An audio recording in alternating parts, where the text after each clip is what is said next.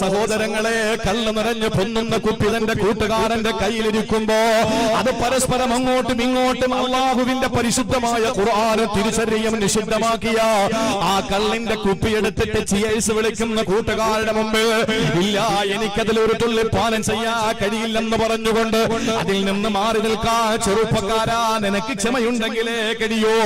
നീ കോടീശ്വരനാണ്, നിന്റെ സമ്പത്തിൽ നിന്ന് കുറെ സമ്പത്ത് നീ പലിശയ്ക്ക് കൊടുക്കുകയാ. എന്നിട്ട് ഒരു ജോലി ചെയ്യാതെ വീട്ടിലെ കുടവയറും തടകയിരുന്ന് പലിശയുടെ കണക്കെഴുതുമ്പോ നിനക്ക് ജോലി ചെയ്യാതെ കൂലിയെടുക്കുന്ന ഒരു നല്ല നിലയിലുള്ള കച്ചവടമായി പലിശ കച്ചവടത്തെ കാണുമ്പോ അത് വേണ്ട, അത് സ്വന്തം മാതാവിനെ വ്യഭിചരിക്കുന്നതിന് സമാനമാണ് എന്ന് അള്ളാന്റെ ഹബീബിനെ പഠിപ്പിച്ചതാ. ആ പലിശയുടെ ഒരു നുള്ള ഭക്ഷണം എന്റെ മക്കൾ തിന്നാൽ അവരുടെ ഇരുലോകവും നഷ്ടമാണ് എന്ന ബോധ്യത്തോടെ പലിശയിൽ നിന്ന് മാറി നിൽക്കുന്ന പണക്കാരാ, നിനക്ക് ക്ഷമയുണ്ടെങ്കിലേ കഴിയൂ പൊന്നുമോനെ. അതുപോലെ സഹോദരങ്ങളെ, പരദൂഷണത്തിൽ നിന്ന്, വ്യഭിചാരത്തിൽ നിന്ന്, എല്ലാ തിന്മകളിൽ നിന്ന് മാറി നിൽക്കാൻ നിനക്ക് കഴിയണോ? നിനക്ക് ക്ഷമ വേണം. ഇതാണ് ക്ഷമ എന്ന് പറയുന്നത്. അള്ളാഹു നിർബന്ധമാക്കിയ അമലുകളെ ചെയ്യാൻ ക്ഷമ വേണം.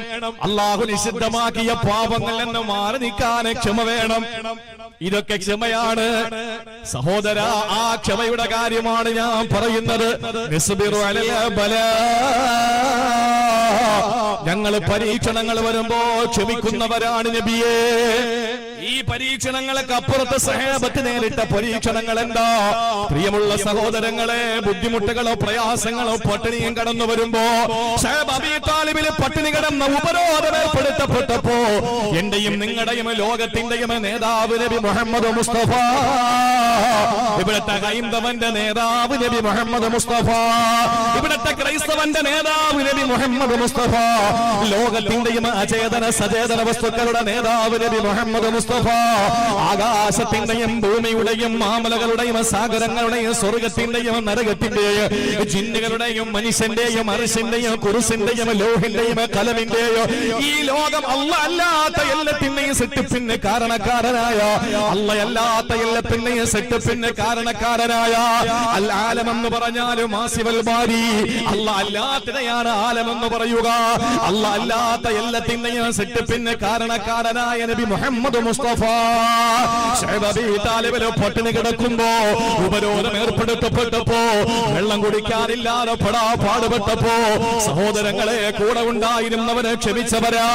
ഒരു നേരത്തെ ഭക്ഷണം കഴിക്കാൻ വകയില്ലാതെ പാടുപെട്ട സഹാബത്തുണ്ടായിരുന്നു. ആ ക്ഷമയെല്ലാം സഹാബത്ത് അല്ലാഹുവിന്റെ ഹബീബിനോട് പറഞ്ഞ വാക്കിലുണ്ട്. നബിയെ, ഞങ്ങളെ പരീക്ഷണങ്ങളിൽ ക്ഷമിക്കുന്നവരാ. ഞാൻ ക്ഷമയെപ്പറ്റി കൂടുതൽ പറയുന്നില്ല, വിഷയം വിശാലമാണ്, സമയം ചുരുക്കമാണ്, എന്റെ അറിവും പരിമിതമാണ്. സഹോദരങ്ങളെ, ക്ഷമയെന്ന് പറഞ്ഞാൽ എല്ലാം കൂടെ പറയാൻ നമുക്ക് സമയമില്ല. പക്ഷെ പറയാതിരിക്കാൻ നിവൃത്തിയില്ലാത്തൊരു കാര്യമുണ്ട്. ഏതെന്നറിയോ? എന്നെ കേൾക്കുന്ന എന്റെ സഹോദരിമാരെ, എന്റെ സഹോദരങ്ങളെ, ജീവിതത്തിൽ എന്തെങ്കിലും ഒരു പരീക്ഷണം നിങ്ങൾക്ക് നേരിട്ടാൽ അത് മക്കളുടെ രോഗമാകാം, അത് ഭർത്താവിന്റെ അസുഖമാകാം, അത് പ്രിയപ്പെട്ട ഭാര്യയുടെ തളർന്നു പോകുന്ന രോഗമാകാം. സഹോദരങ്ങളെ, ഏത് പരീക്ഷണങ്ങൾ നമ്മൾ നേരിടുമ്പോൾ പടച്ചവനാണ് മറ്റൊരു മഖ്ലൂക്കിനോടത് പറയല്ലേ, ഒരു ഇബാദിനോടും അത് പറയല്ലേ. എന്തുകൊണ്ടെന്നറിയോ? ഇന്ന് നമ്മുടെ ഏറ്റവും വലിയ സ്വഭാവ വൈകൃതം എന്തെന്നറിയോ? ഒരു പരീക്ഷണമല്ല തന്നാലും മറ്റുള്ളവരോട് വിളമ്പി നടക്കുകയാ, മൈക്ക് വെച്ച് കെട്ടുകയാ. അല്ല എന്നോട് അങ്ങനെ ചെയ്തു, എന്നോട് മാത്രം എന്തേ പടച്ചവൻ അങ്ങനെ ചെയ്യുന്നത്? എന്റെ ഭാര്യയ്ക്ക് മാത്രം എന്തേ എന്നും അസുഖമുള്ളത്? ഇല്ല മുസ്ലിം ചെറുപ്പക്കാരാ, ഒരു ഖുദ്സിയായ ഹദീസിലൂടെ അള്ളാന്റെ ഹബീബ് പഠിപ്പിച്ചതെന്തെന്നറിയോ? അല്ല പറയുന്നത്രേ, എന്റെ ഇബാദുകൾക്ക് ഞാൻ എന്തെങ്കിലും ഒരു ചെറിയ പരീക്ഷണം കൊടുത്താൽ, ഒരു ചെറിയ തലവേദന കൊടുത്താൽ, ഒരു ചെറിയ പനി കൊടുത്താൽ, ഒരു ചെറിയ ജലദോഷം കൊടുത്താൽ, അവര് നാട് നീളെ എന്നെ പറ്റി പറഞ്ഞു നടക്കുകയാണ്, പരിഭവം പറയുകയാ. എന്നിട്ട് അല്ല പറയുന്നു, എന്നാൽ എനിക്കെതിരെ അവരെ പ്രവർത്തിക്കുന്ന ധിക്കാരമുണ്ടല്ലോ, വലിയ വലിയ മോശമായ പ്രവർത്തനങ്ങൾ എനിക്കെതിരെ ചെയ്യുമ്പോ ഇന്ന് വരെ ഞാൻ എന്റെ മുഖറബീങ്ങളായ മലക്കുകളോടും പറഞ്ഞിട്ടില്ല, എന്റെ മുഖറബീങ്ങളായ മലായിക്കത്തുകളോട് പോലും പറഞ്ഞിട്ടില്ല. നോക്കൂ സഹോദരങ്ങളെ, നമ്മൾ എന്തെല്ലാം തെറ്റുകൾ ചെയ്തു അല്ല ആരോടെങ്കിലും പറഞ്ഞോ? ഈ കാലഘട്ടത്തില്, ഈ 2022 മാർച്ച് മാസത്തിന്റെ അവസാന സമയത്ത് ഞാൻ പറയുകയാണ്, ഒരു ഭർത്താവിന്റെ രഹസ്യം മുഴുവനും ഭാര്യ അല്ല അറിയിക്കുമായിരുന്നെങ്കിൽ എവിടെയാണ് കുടുംബജീവിതത്തിന്റെ ഊഷ്മളതയുള്ളത്? എവിടെയാ കുടുംബജീവിതം ശാശ്വതമാകുന്നത്? എന്നേ ശിഥിലീകരിച്ചേനെ, എന്നേ ശൈഥില്യത്തിലെത്തിയനെ സംശയമുണ്ടോ? ഒരു ഭാര്യയുടെ രഹസ്യം മുഴുവനും ഭർത്താവിനല്ല അറിയിച്ചു കൊടുത്തെങ്കിൽ മലായിക്കത്തിന്റെ കാര്യം വിട്. അള്ളാഹു മലായിക്കത്തിനോട് പറയുന്ന കാര്യം വിട്. നമ്മുടെ കൂട്ടത്തിലുള്ള ഒരാളോട് നമ്മുടെ ന്യൂനതകളല്ല പറഞ്ഞെങ്കിൽ ആരുടെ കൈപിടിച്ചു മുട്ടാനാ നമ്മൾ നിൽക്കുക? ആരെ മുസാഫഹത്ത് ചെയ്യാനാ നമ്മൾ ശ്രമിക്കുക? സഹോദരങ്ങളെ, ഞാൻ ചെയ്യുന്ന തിന്മകൾ അല്ലാഹു ആരോടും പറയുന്നില്ലല്ലോ. നിങ്ങൾ ചെയ്യുന്ന തിന്മകളും അല്ലാഹു ആരോടും പറയുന്നില്ല. അല്ല പരിതപിക്കുകയാണ്. എന്നിട്ട് എന്തേ എന്റെ ദാസന്മാരെ ഞാൻ കൊടുക്കുന്നു പരീക്ഷണങ്ങൾ നാട് നീളെ പറഞ്ഞു നടക്കുന്നു. ചിന്തിച്ചു നോക്ക്, എത്ര ദുഷ്ടന്മാരാ നമ്മൾ, എത്ര ദുഷ്ടന്മാരാ. അള്ളാഹു നമുക്ക് മനസ്സിലാക്കാനുള്ള തൗഫീക്ക് തരട്ടെ. നമുക്കൊരു പരീക്ഷണം അള്ളാഹു തന്നാൽ ഒരു മനുഷ്യനോടും അത് പറയരുത്. പിന്നെ കൂട്ടി വായിക്കേണ്ട ഒരു കാര്യം ഞാൻ പറയാം. മഹാന്മാരായ സാദാത്യങ്ങൾ വരും, മഹാന്മാരായ പണ്ഡിതന്മാര് വരും. ഇൽമും അതുപോലെ പിന്നെ ഈ സയ്യിദ് എന്ന് പറയുന്ന പദവിയൊന്നും ഇല്ലാത്ത സാലിഹീങ്ങളുണ്ട് നമ്മുടെ നാട്ടിൽ. ഇരിക്കുന്നവരില് എത്രയോ സാലിഹീങ്ങൾ ഉണ്ടാവും. ഒരു മനുഷ്യനെ ഉപദ്രവിക്കാത്ത, ഒരു മനുഷ്യനെ പറ്റി ഒന്നും പറയാത്ത, ഹൃദയത്തിൽ വക്രതകളൊന്നും ഇല്ലാത്ത, ആരെയും കുറ്റപ്പെടുത്താത്ത, വിമർശിക്കാത്ത, ഒറ്റപ്പെടുത്താത്ത, അവരവരുടെ കാര്യം നോക്കി എന്തെങ്കിലും നന്മകൾ ചെയ്യാൻ പറ്റുമെങ്കിൽ ചെയ്ത് അൽഹംദുലില്ലാഹ് സ്വർഗത്തിൽ പോകാൻ വേണ്ടിയിട്ട് അള്ളാഹുവിലേക്ക് ഖേദിച്ച് മടങ്ങുന്ന എത്ര സാലിഹീങ്ങൾ ഉണ്ടാവും. നമുക്കുള്ള നേട്ടാതാ സഹോദരങ്ങളെ. അൽഹംദുലില്ലാഹ് എവിടെയെങ്കിലുമൊക്കെ പോയാൽ, നമ്മൾ മരിച്ചെന്ന് കേട്ടാൽ എവിടെ നിന്നൊക്കെ ആള് വരിക? എന്തായാലും ഞാൻ മരണപ്പെട്ടു പോയാൽ ബഹുമാനപ്പെട്ട എന്റെ ഷാഫി ഉസ്താദ് വരുമല്ലോ. അപ്പൊ നിങ്ങളിൽ എത്ര പേരാ എന്റെ മയ്യിത്ത് നിസ്കാരത്തിന് വരിക? അള്ളാഹു ദീർഘായുസ് കൊടുക്കട്ടെ. ആർക്ക് മരണം സംഭവിച്ചാലും ആ മരണപ്പെടുന്ന ആളിന്റെ മയ്യത്തൊന്ന് കാണാനും ഒന്ന് ദുആ ചെയ്യാനും ആ സംസ്കരണത്തിൽ പങ്കാളിയാകാനും ലോകത്തിന്റെ എല്ലാ ഭാഗത്തു നിന്നും വരുന്ന ഒരു ജനസമൂഹത്തെ കിനാവ് കണ്ടുകൊണ്ടാ വാഴ്ന്നു പോകുന്നത്. അല്ലാതെ നിങ്ങൾ എന്തെന്നാ നമുക്ക് തികയും? അല്ലെങ്കിൽ നിങ്ങൾ തരുന്നതാണോ നമുക്ക് തികയുന്നത്? നിങ്ങൾ തന്നില്ലെങ്കിലും നമ്മൾ ജീവിക്കും, നിങ്ങൾ തന്നാലും നമ്മൾ ജീവിക്കും. ഇതൊക്കെ അള്ളാഹു തരുന്ന ഒരു സന്തുലിത അവസ്ഥയാണല്ലോ, മനുഷ്യന്റെ നിലനിൽപ്പിനാണല്ലോ ഇതൊക്കെ. പക്ഷേ നമ്മൾ പ്രതീക്ഷിക്കുന്ന എന്താണ്? ഏതെങ്കിലും ഒരാള് മയ്യിത്ത് നിസ്കാരത്തിന് വന്നൊന്ന് ദ്വാരന്നാൽ അൽഹംദുലില്ലാഹ് അങ്ങനെ ഒരു നേട്ടമേ നമുക്കുള്ളൂ. ഞാൻ പറഞ്ഞു വന്നത് സാലിഹീങ്ങൾ, സാദാത്യങ്ങൾ, മഹാന്മാരായ പണ്ഡിതന്മാരൊക്കെ കാണുമ്പോ അവരോട് ഒരുപാട് പ്രശ്നങ്ങളില്ല ഉസ്താദെ, തങ്ങളെ വലിയ പ്രതിസന്ധിയില, പരീക്ഷണങ്ങൾ ഒരുപാടുണ്ട്, അതൊന്നും വിളമ്പാൻ നിൽക്കരുത്, ഞാൻ വലിയ പ്രശ്നത്തിലാണ്, നിങ്ങൾ ദുആരക്കണം, സബ്ർ കിട്ടാൻ, ക്ഷമ കിട്ടാൻ, നേരിടാൻ, പിടിച്ചു നിൽക്കാൻ, നഷ്ടപ്പെട്ടു പോകാത്ത ഈമാനിനു വേണ്ടിയിട്ട് നിങ്ങൾ ദുആരക്കണമെന്ന് പറയുന്നതിൽ തെറ്റില്ല. അത് അഹ്ലുസുന്നയുടെ വിശ്വാസമാണ്. പക്ഷേ എടാ, നീ അറിഞ്ഞ അള്ളാഹു എന്നും എന്റെ ഭാര്യയ്ക്ക് അസുഖാടാ, എന്റെ മക്കൾക്ക് എന്നും ദീനമാണ്, എനിക്ക് എന്നും എവിടെ തൊട്ടാലും പ്രശ്നമാണ് എന്ന് പറഞ്ഞിട്ട് ഇങ്ങനെ കൂട്ടുകാരോട് പറഞ്ഞു നടക്കും. ഒരു കാര്യം ഞാൻ പറയാം. തഫ്സീർ ഇബ്നുൽ കസീറിൽ വളരെ വ്യക്തമായി വെള്ള പേപ്പറിൽ കറുത്ത മഷി കൊണ്ട് രേഖപ്പെടുത്തിയ ഒരു സംഭവമുണ്ട്. എത്ര വലിയ പൊന്നുമോനാണെങ്കിലും അള്ളാഹ് പണിഷ്മെന്റ് ചെയ്യും. ഇങ്ങനെ പറഞ്ഞു നടന്നാൽ ഒന്ന്, കാര്യങ്ങൾ പരിഹരിക്കപ്പെടില്ല. രണ്ട്, എത്ര വലിയവനാണെങ്കിലും ഏത് കുടുംബത്തിൽ പിറന്നവനാണെങ്കിലും പണിഷ്മെന്റ് ഉറപ്പാ. അള്ളാഹു പണിഷ്മെന്റ് തരും. എന്തുകൊണ്ടെന്നറിയോ? ഒരു ദിവസം മഹാനായ യാക്കൂബ് നബി അലൈഹിസ്സലാമിന്റെ മുന്നിലേക്ക് വന്നു ആരാ? ഒരു സഹോദരൻ, അദ്ദേഹത്തിന്റെ തന്നെ ഒരു സഹോദരൻ വന്നു. എന്നിട്ട് കാര്യങ്ങളൊക്കെ പറഞ്ഞുകൊണ്ടിരിക്കുന്നതിൽ ചോദിച്ചു, അല്ല യാക്കൂബ് നബിയെ, ഇപ്പൊ കാഴ്ചയൊക്കെ തീരെ അങ്ങ് പോയല്ലേ? അതെ സഹോദര, എന്റെ കാഴ്ച പോയി. അങ്ങോട്ട് വിശദീകരിക്കാൻ തുടങ്ങി. എന്റെ പൊന്നുമോനായിരുന്നല്ലോ എന്റെ യൂസുഫ്, എന്റെ കരളായിരുന്നല്ലോ എന്റെ യൂസുഫ്, എന്റെ 12 മക്കളിൽ എന്റെ പ്രിയപ്പെട്ടവനായിരുന്നു എന്റെ യൂസുഫ്. എന്താ സംഭവിച്ചതെന്നൊക്കെ എനിക്ക് അറിയാം, പക്ഷെ ഞാൻ ക്ഷമിക്കുകയാണ്, അല്ലാതെ എന്ത് ചെയ്യാനാ? എന്റെ പൊന്നുമോന് യൂസുഫ്, അവൻ എനിക്ക് നഷ്ടപ്പെട്ട് കരഞ്ഞ് ഞാൻ എന്റെ കണ്ണ് കൃഷ്ണമണി വെളുത്തുപോയി സഹോദര എന്ന് പറഞ്ഞു. അപ്പൊ കിട്ടിയ അവസരമല്ലേ? മറ്റയാള് ചോദിച്ചു, അല്ല ഇപ്പൊ വില്ല് പോലെ മുതുകങ്ങ് വളഞ്ഞല്ലോ, എന്തു പറ്റി? അതെന്റെ ബിന്യാമീനും കൂടെ നഷ്ടപ്പെട്ടപ്പോ പറയണ്ട സഹോദര, ഒരേ ഇരിപ്പ് തന്നെ വീട്ടില്, പുറത്തിറങ്ങാൻ പറ്റില്ല, എനിക്ക് അത്രയും സങ്കടമാണ്, എന്റെ മുതുക് വില്ല് പോലെ അങ്ങ് വളഞ്ഞു എന്ന് പറഞ്ഞു. ആ സമയം കേട്ടോ, ആ സമയം മഹാനായ നസലൽ അമീൻ മലക്ക് ജിബ്രീൽ, മഹാനായ റൂഹുൽ അമീൻ മലക്ക് ജിബ്രീൽ ഏഴാകാശങ്ങൾക്ക് മുകളിൽ നിന്നതാ കടന്നു വരികയാ. അല്ലാഹുവിന്റെ ഹബീബ് മഹാനായ യാക്കൂബ് നബി അലൈഹിസ്സലാം കടന്നു വന്നിട്ട് പറയുകയാണ്, ഓ നബിയേ, ഇന്നല്ലാഹ യുഖരിഉക സലാം, ഇന്നല്ലാഹ യുഖരിഉക സലാം. അല്ലാഹു അങ്ങക്ക് സലാം പറഞ്ഞിരിക്കുകയാ. അല്ലാഹു സലാം പറഞ്ഞു വിട്ടിരിക്കുന്നു നബിയേ. ആവേശത്തോടെ യാക്കൂബ് നബി സലാം അടക്കുകയാ. ആ സമയത്താണ് അല്ലാഹുവിന്റെ മലക്ക് ജിബ്രീൽ പറയുന്നു, ഓ യാക്കൂബ് നബിയേ, അല്ലാഹു ഒരു കാര്യം കൂടി പറഞ്ഞു. എന്താ? അമാ തസ്തഹീ, നിങ്ങൾക്ക് നാണമുണ്ടോ എന്ന് ചോദിക്കുകയാ, നിങ്ങൾക്ക് ലജ്ജയുണ്ടോ എന്ന് ചോദിക്കുകയാ. പച്ച മലയാളത്തിൽ നമ്മുടെ നാടൻ ഭാഷയിൽ പറഞ്ഞാൽ അല്ല ചോദിക്കുകയാണ്, നിങ്ങൾക്ക് ഉളുപ്പുണ്ടോ? യാക്കൂബ് നബി സംബീതനായി, പരിഭ്രമചുത്തനായി, വിഷാദ വിഷണനായി, വേദന വിഹുലനായി, എന്തേ ജിബ്രീലേ അങ്ങനെ പടച്ചവന് ചോദിച്ചത്? എന്തേ എന്റെ ഭാഗത്ത് നിന്ന് എന്താ ഉണ്ടായത്? ജിബ്രീൽ അലൈഹിസ്സലാം യാക്കൂബ് നബിയോട് പറഞ്ഞത്രേ, അല്ലയോ യാക്കൂബ് നബിയേ, നിങ്ങൾ നിങ്ങളുടെ സങ്കടങ്ങൾ എന്തിനാ സഹോദരനോട് വിളമ്പിക്കൊടുത്തത്? നിങ്ങളുടെ ദുഃഖങ്ങൾ എന്തിനാ പരിഭവത്തിന്റെ കെട്ടഴിച്ചു വെച്ചത്? ആ സമയത്ത് യാക്കൂബ് നബി അലൈഹിസ്സലാം ബോധവാനാവുകയാ. ഉടൻ തന്നെ യാക്കൂബ് നബി അലൈഹിസ്സലാം സർവ്വതും അല്ലാഹുവിലേക്ക് അർപ്പിച്ചുകൊണ്ട് നിലവിളിച്ചു. എന്താ? സൂറത്ത് യൂസുഫിൽ നമുക്കത് കാണാം. യാക്കൂബ് നബി അലൈഹിസ്സലാം പറഞ്ഞ വാക്കെന്തെന്നറിയോ? ഇന്നമാ അശ്കൂ ബത്തി വഹുസ്നി ഇലല്ലാഹ്, ഇന്നമാ അശ്കൂ ബത്തി വഹുസ്നി ഇലല്ലാഹ്. എന്റെ ദുഃഖങ്ങളും എന്റെ എല്ലാ ആവലാദികളും നിന്നെ ഞാൻ ഏൽപ്പിക്കുകയാ. ശിക്കായത്ത് ഞാൻ നിന്നെ ഏൽപ്പിക്കുകയാണ് റബ്ബേ. എന്റെ ദുഃഖങ്ങൾ മുഴുവനും നിന്നെ ഞാൻ ഏൽപ്പിക്കുകയാ.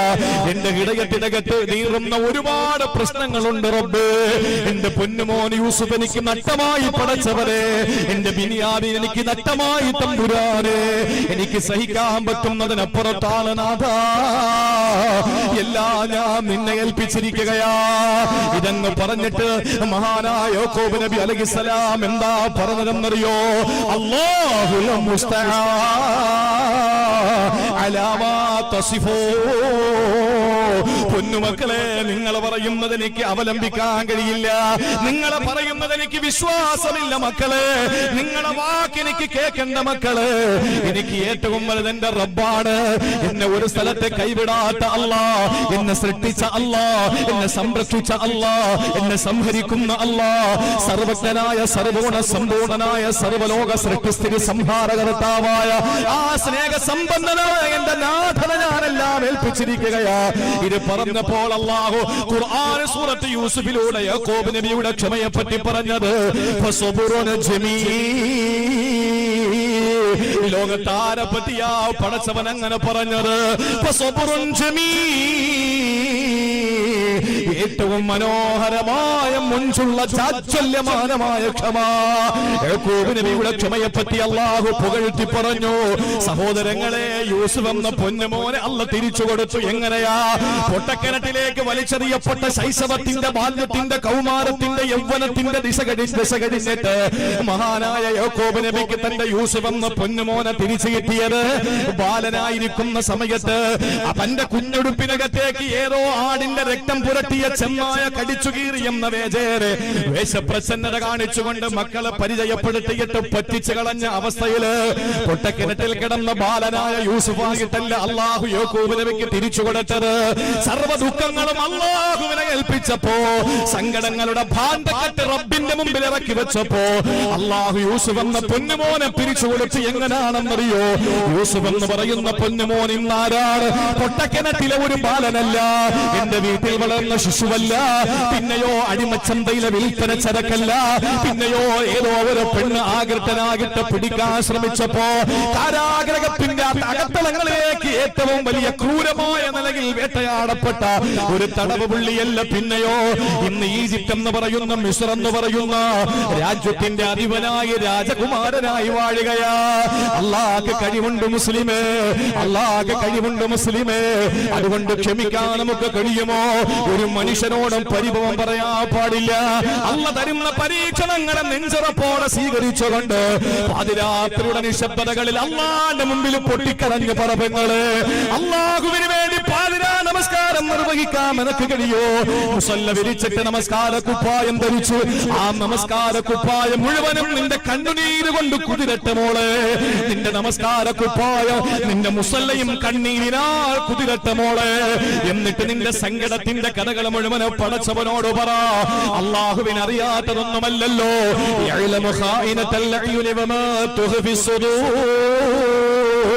ഒളിക്കണ്ണുകൊണ്ടുള്ള നോട്ടമറിയുന്ന അല്ലാഹ്, വാരിയെല്ലിനാൽ മൂടപ്പെട്ട ഹൃദയത്തിന്റെ ചലനമറിയുന്ന അല്ലാഹ്, കല്ലിടുക്കിലെ പുൽക്കൊടിക്ക് പോലും കുടിനീര് കൊടുക്കുന്ന അല്ലാഹ്, പാതിരാത്രിയുടെ നിശബ്ദതയിലെ കോൺക്രീറ്റ് സൗധത്തിന്റെ ഉള്ളിൽ കിടക്കുന്ന മനുഷ്യന്റെ ഹൃദയത്തിന്റെ തുടിപ്പറിയുന്ന അല്ലാഹ്, വലിയ വലിയ കറുത്ത പാറക്കെട്ടുകളുടെ ഇടയിലൂടെ നടന്നു പോകുന്ന കൊച്ചു ഉറുമ്പിന്റെ കാലിന്റെ ചലനമറിയുന്ന റബ്ബ്, ആ പടച്ചവനെ ഏൽപ്പിക്കുമോളെ. അല്ലാഹു സുബഹി വരെയാക്കില്ല. ആ സെക്കൻഡിൽ ഇന്നമാ അംറുഹു ഇദാ അറാദ ശൈഅൻ അൻ യഖൂല ലഹു കുൻ ഫയകൂൻ. അല്ലാഹ് അവന്റെ ഖുദ്റത്തും ഇറാദത്തും ലിങ്കാകുന്ന ഒരു സെക്കൻഡിന്റെ നിമിഷാർദ്ധം മതി. അല്ലാഹു എന്തെങ്കിലും ഒന്ന് ഉദ്ദേശിച്ചാൽ സ്വാഹിബു കുന്നായ അല്ലാഹ്, കാഫിന്റെ നൂനിന്റെ ഇടയിൽ പ്രവർത്തിക്കുന്ന അല്ലാഹ്, ഏതെങ്കിലും ഒരു കാര്യം തീരുമാനിച്ചാൽ ഒരു നിമിഷാർദ്ധത്തിന്റെ മുമ്പിൽ വെച്ച് അല്ലാഹു അതിനെ സാധിപ്പിച്ചു തരും മോളെ. സങ്കടങ്ങൾ അല്ലാഹുവിനോട് പറയണം. ബാക്കിയുള്ളവരോട് സങ്കടങ്ങൾ മാറാൻ ദ്വാരക്കാരാ പറയേണ്ടത്. എന്ന് വെച്ചിട്ട് ഞാൻ മുജാഹിദൊന്നും അല്ല, നിങ്ങൾ അങ്ങനെ ചിത്രീകരിക്കൊന്നും വേണ്ട. 916 സുന്നിയ. ഞാൻ പറയുന്നത് ജീവിതത്തിൽ പരീക്ഷണങ്ങളും പ്രതിസന്ധികളും ബുദ്ധിമുട്ടുകളും ദുഃഖങ്ങളും ഒക്കെ വരുമ്പോ നമുക്ക് തീർക്കാൻ അല്ലാഹുവേ ഉള്ളൂ. ഇങ്ങോട്ട് അല്ല വിട്ടുതരും. ഇബ്രാഹിം നബിയോട് പറഞ്ഞു, മോനെ അറുക്കാൻ പറഞ്ഞു. ഇബ്രാഹിം നബിക്ക് പറയാമായിരുന്നില്ലേ, അല്ലാഹുവേ നീ എന്തിനാ പിന്നെ അവസാന സമയം എനിക്ക് കുട്ടി തന്നത്? 19 വയസ്സ് കഴിഞ്ഞിട്ട് ലൂത്ത് നബിയുടെ ജനതയെ നശിപ്പിക്കാൻ പോകുമ്പോ വീട്ടിൽ ഇറങ്ങി കുട്ടിയുടെ സന്തോഷ വാർത്ത പറയേണ്ട വല്ല കാര്യമുണ്ട്? ഞാൻ നിന്നോട് എത്ര നാൾ ചോദിച്ചു, നീ തന്നില്ല. പിന്നെ അങ്ങ് തരാതിരുന്നാ പോരെ? നീ അവസാന നിമിഷം തന്നിട്ട് അതിനെ അറുക്കണോന്ന് പറഞ്ഞാൽ നീ പറഞ്ഞത് കേട്ടില്ലേ? ഞാൻ അല്ലാഹുവേ നീ കൊണ്ടുവന്ന് ഉപേക്ഷിക്കാൻ പറഞ്ഞപ്പോ ഞാൻ ഉപേക്ഷിച്ചില്ലേ? ഇപ്പൊ നീ എന്നോട് പറയാണ് നിന്റെ മോൻ അറുത്തു കൊടുക്കാൻ. എന്താ പടച്ചോനെ നീ ഇത് പറയുന്നത് എന്ന് പറഞ്ഞോ? ഇല്ല എന്ന് പറഞ്ഞില്ല. അറുക്കാൻ പറഞ്ഞപ്പോൾ ഇബ്രാഹിം നബി അലൈഹിസ്സലാം മനുഷ്യനാഗരികതയുടെ പ്രപിതാമകന് സയ്യിദുനാ ഖലീലുല്ലാഹി ഇബ്രാഹിം നബി അലൈഹിസ്സലാം തീരുമാനമെടുത്തു തന്റെ മോനെ മിനാ താഴ്വരയിൽ മലത്തിക്കിടത്തിക്കിട്ട് കഴുത്തിലേക്ക് കത്തിവെക്കാൻ. ആ സമയത്ത് ഇബ്രാഹിം നബി അലൈഹിസ്സലാമിനോട് അല്ലാഹ് പറഞ്ഞു, ഇബ്രാഹിമേ വല്ലാത്ത വിജയമാണല്ലോ നിനക്ക് കിട്ടിയിരിക്കുന്നത്. നീ വിജയിച്ചു ഇബ്രാഹിമേ. മക്കളില്ലാതിരുന്ന് മക്കളെ കൊടുത്തപ്പോ ആ കുട്ടിയെ അറുത്തു കൊടുക്കാൻ പറഞ്ഞപ്പോ അല്ലാഹു തആല എന്താ ചെയ്തത്?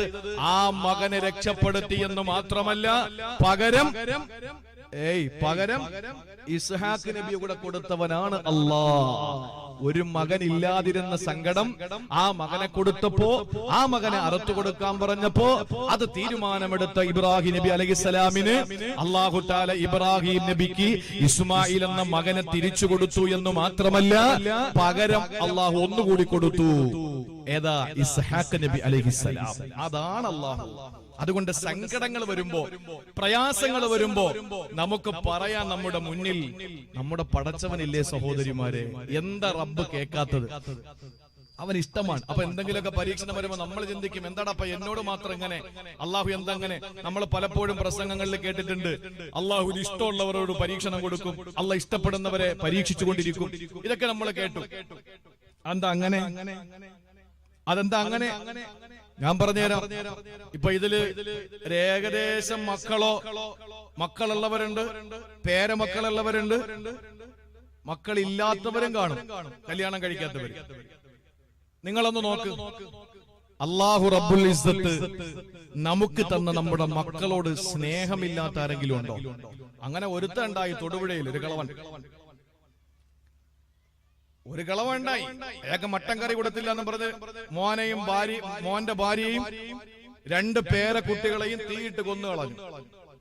ഇപ്പൊ എന്താ സംഭവിക്കാൻ പോണെന്ന് പറഞ്ഞാൽ ഇപ്പൊ 10-70 വയസ്സ് തോന്നിക്കും, 70 വയസ്സുണ്ട്, അത് തോന്നിക്കുകയും ചെയ്യും. ഇയാളുടെ ശിക്ഷ കഴിഞ്ഞ് പുറത്തിറങ്ങുമ്പോഴേക്ക് ഒരു 30 വയസ്സുള്ള നല്ല മൊഞ്ചനായിട്ട് വരും. നമ്മുടെ ജയിലുകളുടെയും നമ്മുടെ നിയമങ്ങളുടെയും ഒരു മോശപ്പെട്ട ഒരു രീതി അങ്ങനെയാണ്. അല്ലേ? എങ്ങനെ ക്രിമിനലുകൾ ഉണ്ടാവുന്നത്? ഇവിടെ ഒരു കേടി, ഒരു പയ്യൻ, അവൻ കുഴപ്പക്കാരനാണ്, കഞ്ചാവാണ്, കള്ളുകുടിയനാണ്. ഒരു പെണ്ണും അവൻ ആരും കെട്ടിച്ചു കൊടുക്കില്ല, ഒരു വീട്ടിലും അവനെ കേറ്റില്ല, ഒരു സ്ഥലത്തും അവന് നിലനിൽപ്പില്ല, ജോലി ആരും കൊടുക്കില്ല. അപ്പൊ യമൻ ചിന്തിക്കട, അപ്പൊ അങ്ങനെ നടന്ന പിന്നെ തിന്നുന്നത് എങ്ങനെയാ? മോഷ്ടിച്ച്, ഒരു പരിധിവരെയൊക്കെ മോഷ്ടിച്ചു. പക്ഷെ എല്ലാ വീട്ടിലും CCTV ക്യാമറ ഉണ്ട്, അതുകൊണ്ട് ഇപ്പൊ മോഷണവും നടക്കില്ല. അപ്പൊ യമൻ ചിന്തിച്ച് നടക്കുമ്പോഴാണ് ഒരൊറ്റ വഴിയേ ഉള്ളൂ, ആരെങ്കിലും കൊന്ന എന്നെ കൊല്ലൂലല്ലോ, ജയിലിൽ പോയാ പിന്നെ സുഖ സന്തോഷമാണ്. യവൻ ഒരുത്തനെ കൊന്നു, അവനെ നേരെ പോലീസ് പിടിച്ച് ജയിലിൽ കൊണ്ടുപോയി. യവന് പല അസുഖവും വന്നിട്ട് ഒരു ലാബിലും പോയി ടെസ്റ്റ് ചെയ്യാൻ വേണ്ടി പൈസ ഇല്ല. ഇവൻ ആദ്യം ചെയ്യുന്ന പോലീസ് കൊണ്ടുവന്ന് ഏറ്റവും നല്ല ലാബിൽ കയറ്റി മൊത്തത്തിലൊരു പരിശോധന കൊണ്ടുപോവല്ലേ, റിമാൻഡ് ചെയ്യല്ലേ. അപ്പൊ ഫ്രീ ആയിട്ട് അവന്റെ രോഗം ഒരെന്താന്ന് കിട്ടി. അത് കഴിഞ്ഞ് നേരെ അവനെ കൊണ്ടുപോയി. അതിനകത്ത് പോയാലോ ഒരു മനുഷ്യന്റെ ശല്യമില്ല, മുന്നിലും പിന്നിലും ഒക്കെ പോലീസുകാര്, ഗവൺമെന്റ് ഉദ്യോഗസ്ഥർ അവനെ കാവല് നിൽക്കാൻ. നല്ല സുഭിക്ഷമായ ഭക്ഷണം. പണ്ടാണ് ഗോതമ്പുണ്ട, ഇപ്പൊ ഗോതമ്പുണ്ടെന്നുമില്ല, ഇപ്പൊ നല്ല മട്ടൻ ബിരിയാണിയും ചപ്പാത്തിയും കോഴിയിറച്ചിയും അതുപോലെ തന്നെ നല്ല സാമ്പാറും ചോറൊക്കെ ഉള്ളത്. അപ്പൊ നല്ല 3 നേരത്തെ സുഭിക്ഷമായ ഭക്ഷണം, വൈകുന്നേരം ചായയും ബിസ്ക്കറ്റും, രാവിലെ പിന്നെ എന്തെങ്കിലുമൊക്കെ കടി കിട്ടും. ഇതൊക്കെ കഴിഞ്ഞ് ഇറങ്ങാറാകുന്ന സമയത്ത് കൈ നിറച്ച് പൈസ. അതെങ്ങനെ കിട്ടും? അലക്സാണ്ടർ ജേക്കബ് നമ്മുടെ ജയിൽ ADGP ആയിരുന്ന സമയത്താണ് നിലവിൽ കൊണ്ടുവന്നത്. അതിനകത്ത് ചപ്പാത്തി ഉണ്ടാക്കണം, കോഴിക്കറി ഉണ്ടാക്കണം, കിളയ്ക്കറിയണം, കിളയ്ക്കണം, അത് കൃഷി ചെയ്യണം. ഇതിനൊക്കെ കിട്ടുന്ന വരുമാനം അവൻ എഴുതി വെച്ചിരിക്കും. പോകുമ്പോ മുത്തല്ലിമീങ്ങൾക്ക് കിട്ടിയ നേർച്ച പൈസ പോലെ ഉസ്താദ് കൊടുക്കും പോലെ ജയിലർ വാർഡൻ കൊടുക്കും. അതെല്ലാം മടക്കി പിടിച്ച് നേരെ വരുന്നു. എന്ത് കുഴപ്പം? അങ്ങോട്ട് പോകുമ്പോൾ മുരിങ്ങക്കോലൂരി, ഇങ്ങോട്ടിരിക്കുമ്പോൾ ആപ്പിൾ പോലെ ചുമന്നിട്ടാ വരുന്നത്. ഇതാണ് നമ്മുടെ വ്യവസ്ഥിതി. ഇത് മാറണം. എന്നിട്ട് കുട്ടിയെ കൊടുക്കുന്ന എന്താണ്? ഇപ്പോഴാണ് ഇച്ചിരി മാറ്റം. അല്ലെങ്കിൽ കൂറ്റിപ്പട്ടിക്ക് കൊടുക്കുന്ന ബിസ്ക്കറ്റ് ആയിരുന്നു. ഇപ്പൊ അൽഹംദുലില്ലാ കഞ്ഞിയും പയറും മാറിയിട്ട് ഇപ്പോ മുട്ടയും പാലും ഒക്കെ ആയി. അതൊക്കെ സന്തോഷമായി. കുട്ടികൾക്ക് മട്ടൻ ബിരിയാണി കൊടുക്കണം, യമനൊക്കെ പട്ടിണിക്കിടണം, അവസാനം മരിക്കുമെന്ന് കാണുമ്പോൾ ഒരു ചപ്പാത്തി എറിഞ്ഞു കൊടുക്കണം. അത് തിന്ന് തീരുമ്പോ വീണ്ടും പട്ടിണിക്കിടണം. എങ്കിലല്ലേ അവന് ഈ തിന്മകളിൽ നിന്ന് മാറുള്ളൂ. അല്ലാതെ ഇവിടെ ജീവിതത്തിലെ റൗഡികളായി, ഇവിടത്തെ വാടക ഗുണ്ടകളായി മാറിക്കൊണ്ടല്ലേ ഇരിക്കുള്ളൂ. ഇപ്പൊ കൊല എന്ന് പറയുന്നത് സാധാരണ വാഴക്കൊല പോലെയായി. അങ്ങോട്ട് പോകുന്നു, കയറുന്നു, ഈ വാഴയുടെ ഇലയുണ്ടല്ലോ, അത് പിടിച്ചിട്ട് വെട്ടുന്നത് പോലെ ഇങ്ങോട്ട് പിടിക്കുന്ന കഴുത്തങ്ങോട്ട് വെട്ടുന്നു, ഇങ്ങനെ വെട്ടുന്നു, തീർന്നു. ഇപ്പൊ പുതിയ ഒരു ശൈലി എന്ന് പറഞ്ഞാൽ അങ്ങനെയല്ല. പുതിയ ശൈലി എന്ന് പറഞ്ഞാൽ വെട്ടിയിട്ട് അതിനെ തോളത്ത് വെച്ച് കൊണ്ടുപോകുക, 2 കിലോമീറ്റർ കഴിഞ്ഞിട്ട് വലിച്ചെറിയുക. മനുഷ്യന് വല്ല വിലയുണ്ടോ സഹോദരങ്ങളെ? മനുഷ്യന് വല്ല വിലയുമുണ്ടോ? എന്നാൽ എവരെക്കൊന്ന് പിടിച്ചകത്താക്കാൻ നമ്മുടെ നിയമങ്ങൾക്ക് കഴിയുന്നില്ലല്ലോ എന്ന് പറയുമ്പോ അതിലേറെ സങ്കടമാണ്. ഇത് പറഞ്ഞാൽ എനിക്കറിയാം പ്രശ്നമാവുമെന്ന്. അതുകൊണ്ട് ഇനി കൂടുതൽ അങ്ങോട്ട് പ്രശ്നമാവാതിരിക്കാൻ വേണ്ടി ഞാൻ നിർത്തുകയാണ്. ഞാൻ പറയുന്നു, സഹോദരങ്ങളെ, സ്വന്തം മക്കളോടുള്ള സ്നേഹം ആർക്കാണ് ഇല്ലാത്തത്? ചിന്തിച്ചു നോക്ക്. എന്നാ മക്കളെ വീട്ടിൽ നിന്ന് ഇറങ്ങുന്ന സമയത്ത് വാപ്പാട്ട പറഞ്ഞു, വാപ്പ നിങ്ങൾ പോയിട്ട് വരുമ്പോ എനിക്കൊരു ചോക്ലേറ്റ് വാങ്ങിച്ചുകൊണ്ട് തരണേ. 5 വയസ്സുള്ള മോനാണ്, 3 വയസ്സുള്ള മോനാ. 3 വയസ്സുള്ള മക്കളും ഡോക്ടറോട് ചോദിക്കും, സ്റ്റെതസ്കോപ്പ് വെച്ച് നോക്കുമ്പോ നിങ്ങൾക്ക് വല്ല അറിയാവോന്ന് ചോദിക്കും. ആ കാലമാണ്. ഇപ്പൊ എന്റെ ഒരു കൂട്ടുകാരന്റെ മോന് 3.5 വയസ്സേ ഉള്ളൂ. ആ കുട്ടി ആശുപത്രി കൊണ്ടുപോയി. അപ്പൊ ഡോക്ടർ ഈ ടോർച്ചൊക്കെ അടിച്ച് വായിലൊക്കെ നോക്കാൻ എന്തെങ്കിലും ഇൻഫെക്ഷൻ ഉണ്ടോ എന്ന് അറിയാൻ വേണ്ടി. അപ്പൊ ഈ 3.5 വയസ്സുകാരൻ ഡോക്ടറോട് ചോദിക്കുക, നിങ്ങൾക്ക് വല്ല അറിയാമോ? അറിഞ്ഞിട്ട് നീ ചെയ്യണേ. അപ്പൊ അങ്ങനത്തെ കുട്ടികളാണ് ഇപ്പോ. എന്തായാലും നമ്മുടെ കുട്ടികൾക്ക് അല്ലാഹു ദീർഘായുസ് കൊടുക്കട്ടെ. അല്ലാഹു തആല ആഫിയത്തുള്ള ദീർഘായുസ് കൊടുക്കട്ടെ. നമ്മുടെ കൺമുമ്പിൽ അല്ലാഹു നമ്മുടെ പ്രിയപ്പെട്ട മക്കളെ മരിപ്പിക്കാതിരിക്കട്ടെ. അത് വലിയൊരു പരീക്ഷണമാണ്. അല്ലാഹു നമ്മളൊക്കെ കാത്തുരക്ഷിക്കട്ടെ. സഹോദരങ്ങളെ, ചോക്ലേറ്റ് വാങ്ങി വരുന്ന വാപ്പ ആ മോനോട് പറയും, വാപ്പിച്ച് വാങ്ങിയില്ല എന്ന് പറയും. അപ്പൊ കുട്ടി കരയും. എന്നാലും നമ്മൾ കൊടുക്കൂല. അവസാന കരച്ചില് നിലവിളിയായി ആ കുഞ്ഞ് നിലത്ത് കിടന്ന് ഉരുളും. എന്നിട്ട് തലയിട്ട് അടിക്കാൻ തുടങ്ങും. നമ്മൾ അപ്പോഴും നോക്കിക്കൊണ്ട് ഇങ്ങനെ നിൽക്കുക. കയ്യിനകത്ത് നമ്മുടെ കയ്യിലിരിക്കാണ് ചോക്ലേറ്റ്, നമ്മൾ കൊടുത്തില്ല. നമ്മൾ ഇങ്ങനെ കരുതി വെച്ചിരിക്കുന്ന ചോക്ലേറ്റ് അവസാനം അവൻ കരഞ്ഞ് തളരാറാകുമ്പോ ഓടിച്ചെന്ന് വാരിക്കോരിയെടുത്ത് നെഞ്ചിലേക്ക് കിടത്തിയിട്ട് അവന്റെ ഒലിക്കുന്ന ചുണ്ടുകളിൽ നമ്മുടെ ചുണ്ട് ചേർത്ത് വെച്ച് മുത്തം കൊടുത്തിട്ട് നമ്മൾ ആ കരുതി വെച്ച ചോക്ലേറ്റ് എടുത്ത് കയ്യിൽ കൊടുക്കുന്നതാണ് അല്ലാഹ് ഇഷ്ടപ്പെടുന്നവന് കൊടുക്കുന്ന പരീക്ഷണങ്ങൾ. ആ പരീക്ഷണങ്ങളിൽ ആ പ്രിയപ്പെട്ട സഹോദരൻ അനുഭവിക്കുന്ന ബുദ്ധിമുട്ടുകൾ, കരയുന്ന കണ്ണുനീർ തുള്ളികൾ, അനുഭവിക്കുന്ന ഹൃദയത്തിന്റെ വ്യഥകൾ, അവൻ അനുഭവിക്കുന്ന ശാരീരിക നൊമ്പരങ്ങൾ, അവന്റെ മാനസിക വിഭ്രാന്തികൾ, അവന്റെ സാമ്പത്തിക പ്രതിസന്ധികൾ, അവൻ അനുഭവിക്കുന്ന എല്ലാ സങ്കടങ്ങളും അല്ലാഹു നോക്കിക്കൊണ്ട് നിൽക്കുകയാ. ക്ഷമയോടെ നമ്മൾ അതിനെ നേരിട്ടാൽ നമ്മുടെ പടച്ചവൻ നമ്മളെ ചേർത്തങ്ങ് പിടിക്കും. ആ പിടിക്കാൻ അല്ലാഹുവിന്റെ ഹബീബിനോട് പറഞ്ഞത് വബശ്ശിരി സാബിരീൻ, പറഞ്ഞു കൊടുക്കു നബിയെ, ക്ഷമിക്കുന്നവർക്ക് സന്തോഷ വാർത്ത സ്വർഗമുണ്ടെന്ന്. അള്ളാഹു ഇഷ്ടപ്പെടുന്നവർക്ക് പരീക്ഷണം കൊടുക്കുമെന്ന് പറഞ്ഞാൽ ഇങ്ങനെ ഒരാള് പറയാ പിന്നെ കൊള്ളാം, തൽക്കാലം അള്ളാഹ് ഇഷ്ടപ്പെടാതിരിക്കട്ടെ, ആഖിറത്തിൽ പോകുമ്പോൾ ഇഷ്ടപ്പെട്ടാൽ ഇവിടെ ഇഷ്ടപ്പെട്ട് കിട്ടുന്ന പരീക്ഷണങ്ങൾ സഹിക്കാൻ നമ്മളെ കൊണ്ട് വയ്യ. എന്റെ സഹോദരങ്ങൾ, ഇതൊന്നും എന്റെ അല്ലല്ലോ. ഈ ശരീരത്തിൽ ഒരു അസുഖം വന്ന ഞാൻ എന്തിനു സങ്കടപ്പെടണം? എന്റെതല്ലല്ലോ ഇത്. എനിക്ക് തുണി ഉടുക്കാനില്ലാതെ വന്ന ഞാൻ എന്തിനു സങ്കടപ്പെടണം? എന്റെതല്ലല്ലോ ഈ തുണി. എനിക്ക് ഒരു നേരത്തെ ഭക്ഷണം കിട്ടാതെ വന്ന ഞാൻ എന്തിനു വേവലാതിപ്പെടണം? ഇത് എന്റെതല്ലല്ലോ ഈ ഭക്ഷണം. ഇതൊക്കെ എന്റെ റബ്ബിന്റെതല്ലേ. ആകാശം അവന്റേത്, ഭൂമി അവന്റേത്, ഇവിടത്തെ മണൽത്തരികൾ അവന്റേത്, മാമലകൾ അവന്റേത്, എല്ലാം പടച്ചവന്റേതാണ്. പിന്നെ എന്തിനാണ് നമുക്കൊരു സങ്കടം? ഇതൊക്കെ കിട്ടിയാൽ അൽഹംദുലില്ലാ പറയാന്നുള്ള അല്ലാതെ വേറെ ഒരു നിവൃത്തിയില്ല സഹോദരങ്ങളെ. അതുകൊണ്ട് ക്ഷമിക്കും. ക്ഷമ എന്ന് പറയുമ്പോൾ അസ്സബ്റു ഇൻദ സ്വദമത്തിൽ ഊലാ, ക്ഷമയെന്ന് പറയുന്നത് ആദ്യ നാളുകളിലാ വേണ്ടത്. ഭർത്താവ് മരിച്ചെന്ന് കേൾക്കുമ്പോ നൈറ്റ് വലിച്ചു കീറിയിട്ട് മുടിയെല്ലാം വാരി പിരിത്തിട്ട് മുഖം മാന്തി കീറിയിട്ട് തള്ളി കീറിയിട്ട് നമ്മൾ കരയുമ്പോ നിലവിളിക്കുമ്പോ പെങ്ങളെ പാടില്ല, ഇത് പാടില്ല. ഈ ക്ഷമയുടെ ആദ്യ സമയത്താണ്, പരീക്ഷണത്തിന്റെ ആദ്യ സമയത്താണ് ക്ഷമിക്കേണ്ടത് എന്ന ചിന്തയോടെ ക്ഷമ അവലംബിച്ചാൽ 3 ദിവസം കഴിഞ്ഞ പിന്നെ ആർക്കാ കഴിയാത്തത്? 3 ദിവസം കഴിഞ്ഞ ആർക്കാ കഴിയാത്തത്? വാപ്പ മരിച്ചു എന്ന് കേൾക്കുമ്പോ ആദ്യ നാളുകളിൽ പിടിച്ചു നിൽക്കണം. കരച്ചില് വരെ കണ്ണ് നിറയും, പക്ഷേ നമ്മൾ പിടിച്ചു നിൽക്കണം. എന്റെ റബ്ബ് തന്ന പരീക്ഷണമാണ്, ഞാൻ ക്ഷമിക്കുന്നു. 3 ദിവസം ക്ഷമിച്ചിട്ട് 4ന്റെ നോലെ കരഞ്ഞോ? ഇത് ആദ്യത്തെ 3 ദിവസം ക്ഷമിക്കാനാണ് പാട്. 3 ദിവസം കഴിഞ്ഞാൽ പിന്നെ ആർക്കും പറ്റും. ഭർത്താവ് മരണപ്പെടുന്ന ഭാര്യ ആദ്യമൊക്കെ നിലവിളിക്കും, പിന്നീട് ഒരു നെടുവീർപ്പ് മാത്രമേ ഉണ്ടാവുള്ളൂ, ഇല്ലേ? അവള് പിന്നെ ഒറ്റപ്പെട്ടിരുന്ന് പഴയ ചിന്തകൾ ഇങ്ങനെ അയവിറക്കിക്കൊണ്ട് ഭർത്താവുമായൊത്ത ജീവിതത്തിന്റെ നല്ല നാളുകളെ പറ്റി ഓർത്തിട്ട് നെടുവീർപ്പിടുക അല്ലാതെ മറ്റൊരു നിലവിളിയും അവളിൽ നിന്ന് വരില്ല. കാരണം എന്താണ്? ക്ഷമിക്കാൻ 3 ദിവസം കഴിഞ്ഞാൽ ആർക്കും കഴിയും, പാകപ്പെട്ടു വരും മനസ്സ്. പക്ഷെ ആദ്യ സമയത്ത് ക്ഷമിക്കണം. അസ്സബ്റു ഇൻദ സദമത്തിൽ ഊലാ, അതിന് കഴിയണം.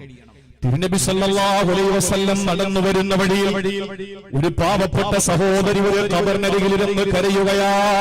വല്ലാതെ കരയുമ്പോ അല്ലാഹുവിന്റെ റസൂൽ കടന്നു വന്നിട്ട് പറഞ്ഞു, പ്രിയപ്പെട്ട സഹോദരി, കരയല്ലേ, സങ്കടപ്പെടല്ലേ. ആ സമയത്ത് ആ സഹോദരി കരയില്ലത്രേ. വന്നതാരാണ്? ഹബീബാണെന്നറിയില്ല. ആ പെണ്ണ് എഴുന്നേറ്റ് നിന്ന് പറഞ്ഞെന്തെന്നറിയോ? അവരവരുടെ ജീവിതത്തിൽ വരുമ്പോഴേ അറിയുള്ളൂ. നിങ്ങളിപ്പോ എന്റെ ജീവിതത്തിൽ വന്നപ്പോഴാ ഞാൻ അറിഞ്ഞത്, നിങ്ങളുടെ ജീവിതത്തിൽ വരുമ്പോഴേ നിങ്ങൾ അറിയുള്ളൂ. ഇത് കേട്ട മറ്റൊരു സഹാബി പറഞ്ഞു, പെണ്ണെ നീ ആരോടാ സംസാരിച്ചത്? കാരുണ്യത്തിന്റെ പ്രതീകമായ നബിതങ്ങളോടാണോ സംസാരിച്ചത്? ആ പെണ്ണ് ഓടി ഇലാ ഹളറത്തി റസൂലില്ലാഹ്, കാരുണ്യത്തിന്റെ പ്രതീകത്തിന്റെ മുന്നിലേക്ക് കടന്നു വന്നിട്ട് പറഞ്ഞു, നബിയെ, ആളറിഞ്ഞില്ല നബിയെ, എന്റെ പൊന്നുമോന്റെ ഖബറാണത്, സഹിക്കാൻ പറ്റുന്നില്ല നബിയെ, സഹിക്കാൻ പറ്റുന്നില്ല. ആ സമയത്ത് അല്ലാഹുവിന്റെ റസൂൽ പറഞ്ഞതാണ്, മോളെ, അസ്സബ്റു ഇൻദ സദമത്തിൽ ഊലാ, ആദ്യ നാളുകളിലാ ക്ഷമ വേണ്ടത്. അതുകൊണ്ട് സഹോദരിമാരെ, സങ്കടങ്ങൾ അല്ലാഹു തരുന്നവന് ഇഷ്ടമുള്ളതിന്റെ പേരിലാണ്. ആ പരീക്ഷണങ്ങൾ വരുമ്പോ ആരോട് പറഞ്ഞു നടക്കല്ലേ. ഇതെല്ലാം പറയാൻ നമുക്കൊരു നാഥനുണ്ട്. ആരാണ് നാഥനെന്നറിയോ? എല്ലാരും നിന്നെ വീട്ടിൽ തെറ്റിയകന്ന് പോയാലും ശരി, ഇല്ലല്ലോ തെല്ലും വിഷാദം കൂട്ടിനു നീങ്ങി. എല്ലാരും അകന്ന് പോയാലും ശരി ഇല്ലല്ലോ തെല്ലോ വിഷാദം കൂട്ടിനു നീങ്കിൽ. ആര് നമ്മളെ കൈയൊടിഞ്ഞാലും നമ്മളെ കൈയൊടിയാത്ത നമ്മുടെ റബ്ബുണ്ടല്ലോ. എത്ര വലിയ പരീക്ഷണം തന്നാലും മുസ്ലിമേ, അള്ളാഹുവിന് അടിമകളോടുള്ള സ്നേഹം എത്രയെന്നറിയോ, കരുതൽ എത്രയെന്നറിയോ, താല്പര്യം എത്രയെന്നറിയോ. ഒരു ഉമ്മയ്ക്ക് തന്റെ മക്കളോടുള്ള സ്നേഹത്തിന്റെ 100 ഇരട്ടിയാ എന്റെ നാഥന് എന്നോടുള്ള സ്നേഹമെന്ന് തിരിച്ചറിയുമ്പോഴാണ് എല്ലാം ക്ഷമിക്കാനും പൊറുക്കാനും എനിക്ക് കഴിയുക. അതുകൊണ്ട് ഈമാൻ ഉണ്ടാകാനുള്ള ഒന്നാമത്തെ വഴി നസ്ബിറു അലൽ ബലാ. ക്ഷമിച്ചോളി സഹോദരങ്ങളെ, പരീക്ഷണങ്ങൾ എന്തു വന്നാലും ക്ഷമിച്ചോ. അള്ളാഹു നമുക്ക് ക്ഷമ തരട്ടെ. എപ്പോഴും ദ്വാരക്കണം, അള്ളാഹുവെ ക്ഷമ നൽകണേ. ഏതെങ്കിലും ഒരു പരീക്ഷണം വരുമ്പോൾ നമുക്കൊരു പക്ഷെ പിടിച്ചു നിൽക്കാൻ പറ്റിയെന്ന് വരില്ല. അതിന് അള്ളാഹുവിനോട് എപ്പോഴും പരീക്ഷണങ്ങളിൽ ക്ഷമയെ അള്ളാഹുവിനോട് ചോദിക്കുക. അള്ളാഹു നമുക്ക് തൗഫീക്ക് നൽകി അനുഗ്രഹിക്കുമാറാവട്ടെ. വിശദീകരിക്കുന്നില്ല, ഇപ്പൊ 1 മണിക്കൂറായി. നീ 2 എണ്ണം പറയാം.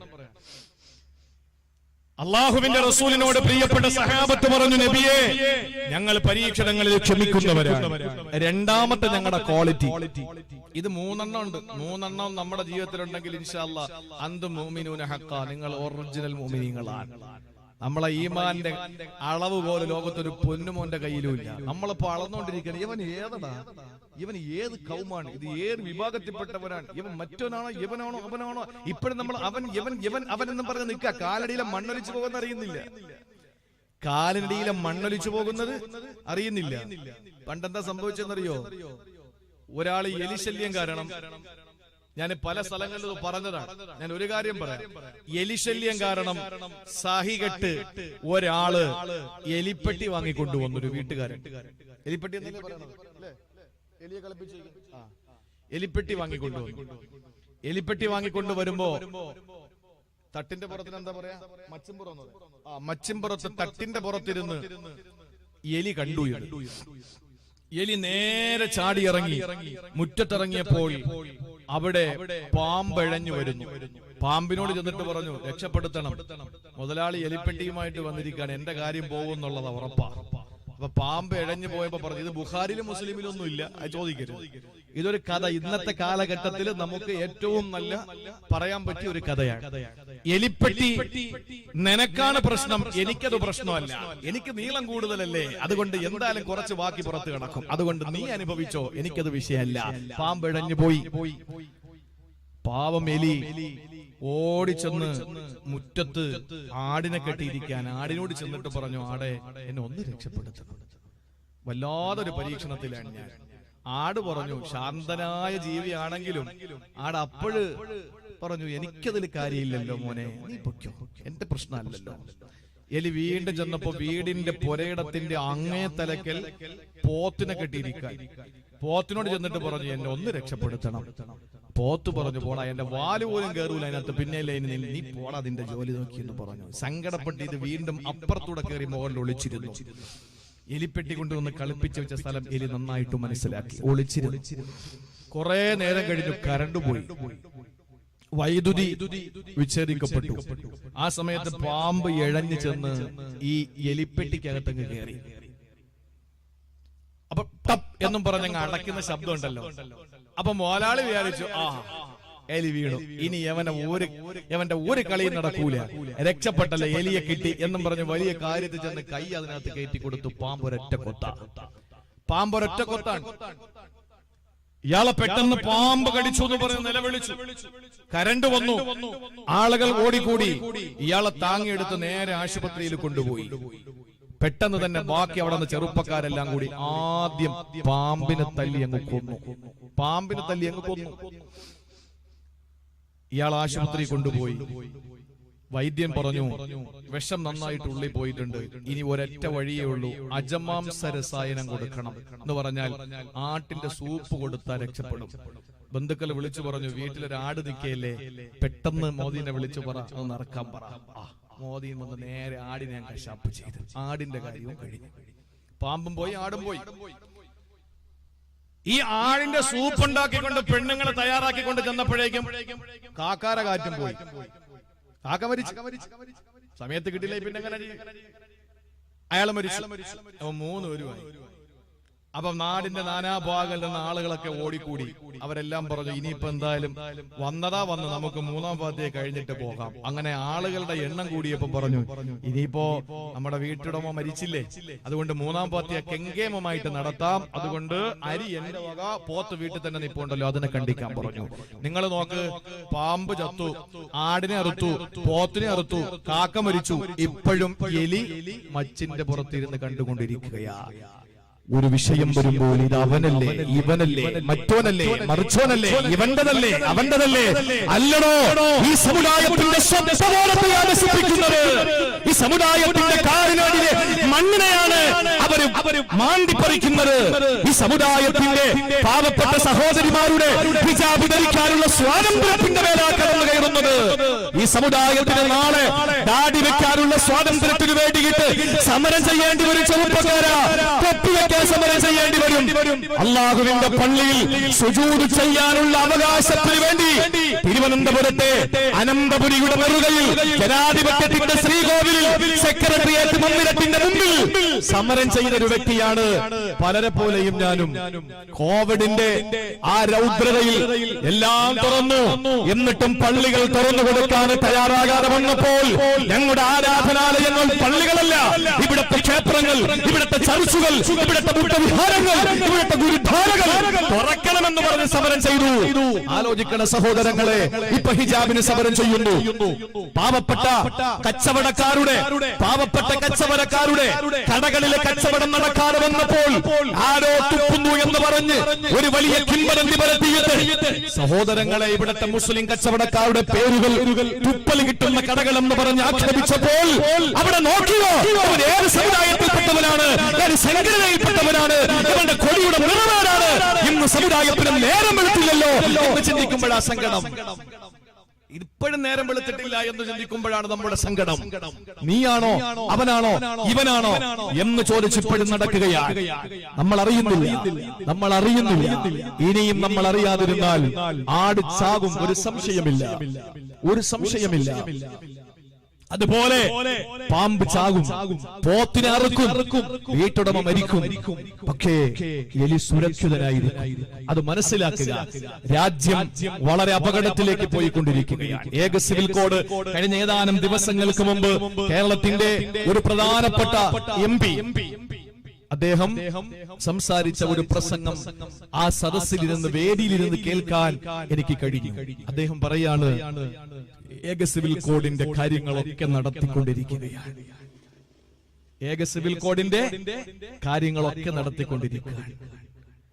നമ്മുടെ സമുദായം, അതാ ഞാൻ പറഞ്ഞത്, ഖബർ പണ്ടത്തെ മലക്ക് തന്നെ എപ്പോഴും പറയുന്നത്, മുങ്കർ നക്കീർ മാറ്റൊന്നും വന്നിട്ടില്ല ഇതുവരെ. റഖീബത്ത് തന്നെ മറ്റതൊക്കെ എഴുതുന്നത്, അസറായിൽ തന്നെ റൂഹ് പഠിക്കുന്നത്, കോവിഡ് വന്നതിന്റെ പേരിൽ മാറ്റിയിട്ടൊന്നുമില്ല ഡ്യൂട്ടി. പള്ളിയിലെ ഇമാമിയങ്ങളെ പിരിച്ചുവിട്ടിട്ടുള്ളൂ, മലക്കുകളെ പിരിച്ചുവിട്ടിട്ടില്ല. അപ്പൊ ഇതൊക്കെ പണ്ടത്തെ ആളുകൾ തന്നെ ചെയ്തുകൊണ്ടിരിക്കുന്നത് ഇപ്പോഴും. അതുകൊണ്ട് ഖബറും നരകവും സ്വർഗവും പറഞ്ഞ് സുഖിപ്പിക്കാനും കരയിപ്പിക്കാനും സങ്കടപ്പെടുത്താനും അല്ല ഇപ്പോഴത്തെ സമയം. എങ്ങനെ ഈമാൻ ഉണ്ടാക്കിയെടുക്കാം, പ്രതിസന്ധി ഘട്ടങ്ങളിൽ ഈമാൻ നഷ്ടപ്പെട്ടു പോകാതെ എങ്ങനെ പിടിച്ചു നിൽക്കാം. ഇവിടുത്തെ ഹിന്ദു സഹോദരങ്ങളെ, ക്രൈസ്തവ സഹോദരങ്ങളെ, നമുക്ക് ഇസ്ലാമിന്റെ സന്തോഷത്തിന്റെ, ആനന്ദത്തിന്റെ സന്ദേശങ്ങൾ അവർക്ക് എങ്ങനെ കൈമാറാം. ഇവിടുത്തെ ഹിന്ദു അയൽക്കാരൻ, അവന്റെ സങ്കടം നമ്മുടെ സങ്കടമാണ്. നമ്മുടെ പള്ളികൾ ഇസ്ലാമിന്റെ ഒരു നാടിന്റെ സെക്രട്ടേറിയറ്റ് മന്ദിരമാണ് പള്ളികൾ. എന്തെങ്കിലും സങ്കടം ഉണ്ടെങ്കിൽ ഒരു ഹിന്ദുവിന്, നമ്മുടെ ഒരു മഹല്ലത്തിന്റെ പരിധിയിൽ ഒരു ഹിന്ദുവിന് പട്ടിണിയാണ്, അവന് സങ്കടമാണ്, വിഷമമാണെങ്കിൽ അവന് നേരെ വന്നിട്ട് സമാധാനത്തോടെ, നിർഭയത്വത്തോടെ ഒരു പള്ളിയിൽ കയറിയിട്ട് ഞാൻ പട്ടിണിയാണ് എന്ന് പ്രസിഡന്റിനോട് പറയാം. കാരണം ഒരു പള്ളി ഒരു നാടിന്റെ സെക്രട്ടേറിയറ്റാണ്. എന്ത് ദുഃഖമുണ്ടെങ്കിലും നമ്മൾ പറയേണ്ടത് പള്ളിയിലാണ്. അതുകൊണ്ടാണ് പണ്ടുള്ള ആളുകൾ എന്ത് പറയും, പോയി പള്ളി പറയണ. എന്താ കാര്യം? പള്ളി പറഞ്ഞാൽ ശരിയാവും. നാട്ടിലുള്ള എല്ലാ മുസീബത്തുകളുടെയും പരിഹാരം നടത്തേണ്ടത് പള്ളികളിലാണ്. പക്ഷെ എന്താണ് അവസ്ഥ? പള്ളികളിൽ നടക്കുന്ന പ്രശ്നങ്ങൾ പരിഹരിക്കാനെന്ന് ചായക്കടകൾ തിരഞ്ഞെടുക്കും. അള്ളാഹു മനസ്സിലാക്കാനുള്ള തൗഫീഖ് തരട്ടെ. അതുകൊണ്ട് ഞാൻ പറഞ്ഞ ഭാഗത്തേക്ക് മടങ്ങി വരികയാണ്. അള്ളാഹുവിന്റെ റസൂൽ സല്ലല്ലാഹു അലൈഹി വസല്ലമ തങ്ങളോട് പ്രിയപ്പെട്ട സഹാബത്ത് പറഞ്ഞു, നബിയേ, ഞങ്ങൾ നഷ്കുറു അലൽ റഖായി, എന്ത് നിഅമത്ത് ഞങ്ങൾക്ക് അള്ളാഹു തന്നാലും ഞങ്ങൾ അതിൽ നന്ദിയുള്ളവരാ. രണ്ടാമത്തെ ക്വാളിറ്റി. അള്ളാഹു തൗഫീഖ് തരട്ടെ. പരീക്ഷണങ്ങൾ വന്നാൽ ക്ഷമിക്കും. അതുപോലെ എന്ത് അനുഗ്രഹം അല്ലാഹ് തന്നാലും നമ്മൾ പറയണം അൽഹംദുലില്ലാഹ്. സർവസ്തുതികളും നിനക്കാണ് റബ്ബേ, നിനക്കാണ് റബ്ബേ. സർവസ്തുതികളും നിനക്കാണ് റബ്ബേ. അള്ളാഹുവിനെ ഹംദ് രേഖപ്പെടുത്തണം. നമ്മൾ ചിന്തിക്കും അതിന് മാത്രം എന്ത് നിഅമത്ത് അല്ലാഹ് തന്നു. ബഹുമാനപ്പെട്ട യൂസുഫ് അലിയെ പോലെ ആയില്ല, രവിപിള്ളയെ പോലെ ആയില്ല, അതേപോലെ ഈ ഇന്ത്യ മൊത്തം കട്ടുമുടിച്ചു കൊണ്ടുപോയ വിജയ് മല്യയെ പോലെ ആയില്ല, അംബാനിയെ പോലെ ആയില്ല, ആളുകൾക്ക് കക്കൂസ് ഉണ്ടാക്കി കൊടുക്കാൻ വേണ്ടി പെട്രോളിന് വില കൂട്ടേണ്ടി വന്ന അദാനിയെ പോലെ ആയില്ല. നമ്മൾ ഇതൊന്നും ആയില്ലല്ലോ, പിന്നെ എന്ത് ശുക്ർ ചെയ്യാനാ?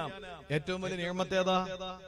ഏറ്റവും വലിയ നിയമത്തെ ഞാൻ ഇങ്ങോട്ട് വരുമ്പോ എന്റെ പ്രിയ സുഹൃത്ത് ഭക്ഷണം കഴിച്ച വീട്ടിലെ ഒരു പ്രിയപ്പെട്ട ഉമ്മയെ കണ്ടിട്ടാണ് ഞാൻ വരുന്നത്.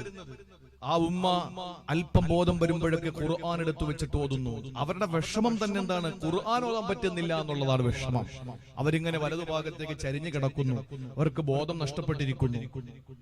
അള്ളാഹു ദീർഘായുസ് കൊടുക്കട്ടെ, സലാമത്ത് കൊടുക്കട്ടെ, ശിഫ കൊടുക്കട്ടെ. സഹോദരങ്ങളെ, ഏറ്റവും നല്ല നിയമത്തെ ഏതെന്നറിയോ? ഞാൻ പറഞ്ഞുതരാം. വീട്ടിന്റെ മുറ്റത്ത് ഓടിക്കളിക്കുന്ന കുറെ മക്കൾ. ചില ആളുകൾ മക്കൾ എത്ര ഉണ്ട്? അൽഹംദുലില്ലാഹ് കുറച്ചൊക്കെ ഉണ്ട്, എങ്കിലും പറയും 13 മക്കളുണ്ട്. അതൊക്കെ ഒരു ആനന്ദമാണ്, വീടിന്റെ മുമ്പിൽ ഓടിക്കളിക്കുന്ന മക്കൾ. ചിലര് പറയും എന്താ അങ്ങനെ, ഒന്ന് മരിച്ചാലും പിന്നെ ഉണ്ടല്ലോ 12 എണ്ണം. എന്റെ സഹോദരങ്ങളെ, 10 വിരലും 10ന്റെ സ്ഥാനത്തല്ലേ? ഇത് ഇല്ലെങ്കിൽ പിന്നെ ബാക്കി 9 വിരലല്ലേ ഉള്ളൂ. ഒരു വിരലില്ലാത്തവരൊന്ന് വിളിക്കൂലേ? ആരെങ്കിലും പറയോ ഒന്ന് പോയാൽ എന്ത് ബാക്കി 9 കിടക്കേലി എന്ന് പറയില്ല. ഓരോന്നിനും ഓരോന്നിന്റെ വിലയുണ്ട് സഹോദര. അപ്പൊ മക്കൾ ഒരുപാട് വേണം, നല്ലതാണ്. പക്ഷെ ഞാൻ പറയുന്നത്, വീട്ടുമുറ്റത്ത് ഓടിക്കളിക്കുന്ന സുന്ദരന്മാരായ നല്ല ഓമനത്വം തുളുമ്പുന്ന മക്കളല്ല ഏറ്റവും വലിയ നിഅമത്ത്.